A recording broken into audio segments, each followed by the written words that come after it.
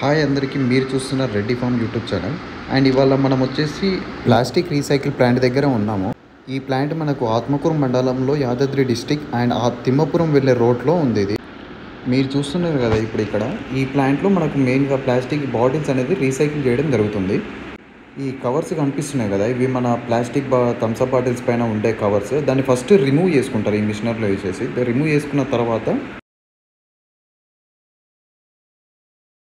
ఈ డబ్బా నిండా మొత్తం వాళ్ళు లోడ్ చేసుకున్న తర్వాత ఒక్కొక్క బాటిల్ని లిఫ్ట్ ద్వారా పుష్ చేస్తూ ఉంటారు.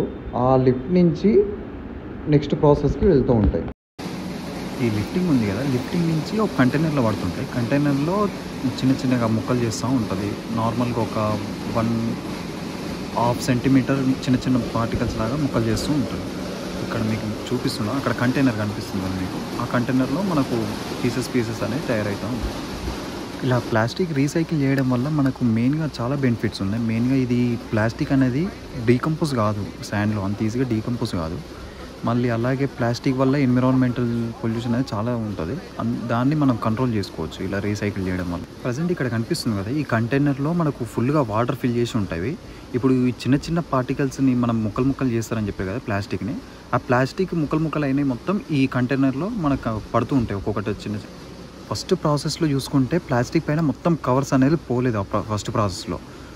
ఈ ప్రాసెస్లో ఏమైనా ముక్కలు అయిన తర్వాత ఇంకేమైనా ప్లాస్టిక్ కవర్స్ ప్లాస్టిక్ పైన ఉంటే ఈ వాటర్లో అనేది ఫ్లో అవుతూ ఉంటాయి. ఆ కవర్స్ ఏమో ఫ్లో అవుతాయి, ఆ ప్లాస్టిక్ అనేది సింక్ అవుతుంది. వెయిట్ ఎక్కువ ఉండడం వల్ల ప్లాస్టిక్ సింక్ అవుతుంటుంది. ఈ నార్మల్గా ఉండే దానిపైన ఉండే కవర్స్ ఏమో ఫ్లో అవుతూ ఉంటాయి వాటర్. ఈ ప్రాసెస్లో మనకు ఓన్లీ ఏమైనా కవర్స్ కానీ ఇంకేమైనా ఎక్స్ట్రా ఉంటే మాత్రం ఈ ప్రాసెస్లో అయిపోతుంది. నెక్స్ట్ ఏంటంటే ఇది డైరెక్ట్ ఇది ఒకటి కంటైనర్. ఈ కంటైనర్లో మొత్తం ఓన్లీ ప్లాస్టిక్ మాత్రమే ఈ కంటైనర్లో పడుతుంది. ఇందులో నుంచి మనకు హాట్ వాటర్ అని ఉంటుంది. ఇక్కడ ముంగడ మీకు కంటైనర్ కనిపిస్తుంది పెద్దది, అది బాయిలర్. అందులో హాట్ వాటర్ ఉంటాయి మొత్తము. ఇందులో నుంచి ఆ హాట్ వాటర్లోకి మొత్తం పోయి క్లీన్ చేస్తుంటుంది. ప్లాస్టిక్ మొత్తాన్ని క్లీన్ చేస్తుంది. ఏమైనా డస్ట్ పార్టికల్ ఏమైనా ఉన్నా కానీ ప్లాస్టిక్ పైన మొత్తం క్లీన్ అవుతుంటాయి ఆ హాట్ వాటర్లో మొత్తం. అలా ఒక చాలాసేపు సింక్ అయి ఉంటాయి. ఆ కంటైనర్ నుంచి మొత్తం క్లీన్ అయిన తర్వాత బయట వేరే నెక్స్ట్ ప్రాసెస్కు ఆ ప్లాస్టిక్ అనేది వెళ్తుంటుంది. ఈ ప్రాసెస్లో ఏంటంటే మన హాట్ వాటర్లో ఏది సింక్ చేసినా కానీ దానిపైన ఏ కవర్స్ ఉన్నా కానీ రిమూవ్ అవుతాయి. అది నార్మల్గా హాట్ వాటర్ ఎక్కడైనా మన ఇంటి దగ్గర వేసినా కానీ హాట్ వాటర్లో వేస్తే నార్మల్గా ఈజీగా రిమూవ్ అవుతూ ఉంటాయి ఆ కవర్స్.